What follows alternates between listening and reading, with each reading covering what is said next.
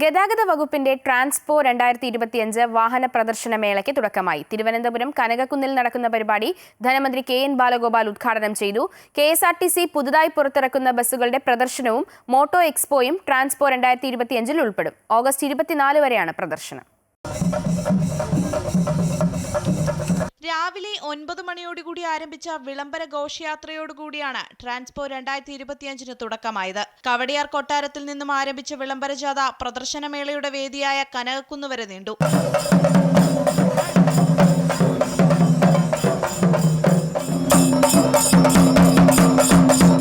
ഗതാഗത മന്ത്രിയും KSRTC ജീവനക്കാരും ഉൾപ്പെടെയുള്ളവർ വിളംബര ജാഥയിൽ പങ്കാളികളായി. കാറുകളുടെയും മോട്ടോർ വെഹിക്കിളുകളുടെയും റോഡ് ഷോയും വിളംബര ജാഥയുടെ ഭാഗമായി. കനകക്കുന്ന് നിശാഗന്ധിയിൽ നടന്ന ട്രാൻസ്പോ 2025 ഉദ്ഘാടനം മന്ത്രി KN ബാലഗോപാൽ നിർവഹിച്ചു. ഗതാഗത മന്ത്രി KB ഗണേഷ് കുമാർ അധ്യക്ഷത വഹിച്ച ചടങ്ങിൽ VK പ്രശാന്ത് MLA, ഗതാഗത commissioner Nagaraju, KSRTC CMD PS Pramod Shankar എന്നിവർ പങ്കെടുത്തു. ലാഭത്തിലേക്ക് വരാൻ KSRTCക്ക് കഴിയുമെന്നും ബസ്സുകൾക്കൊപ്പം ബസ് സ്റ്റാൻഡുകളും വൃത്തിയായി സൂക്ഷിക്കണമെന്നും മന്ത്രി KN ബാലഗോപാൽ പറഞ്ഞു.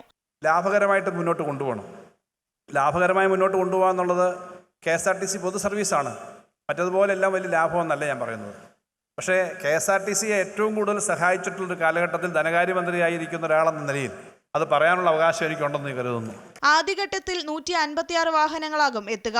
ഒരു ദിവസം 50 ലക്ഷം രൂപയുടെ അധിക വരുമാനം പ്രതീക്ഷിക്കുന്നതായും പുതിയ വാഹനങ്ങൾ സെപ്റ്റംബർ 1 മുതൽ സർവീസ് ആരംഭിക്കുമെന്നും ഗതാഗത മന്ത്രി KB ഗണേഷ് കുമാർ പറഞ്ഞു. ആദ്യഘട്ടത്തിലെ 150 വണ്ടികൾ അത് ഇറങ്ങുന്നതോടെ തന്നെ KSRTC വരുമാനത്തിൽ ഒരു ദിവസം 50 ലക്ഷം രൂപയുടെ വർധനവുണ്ടാകണം.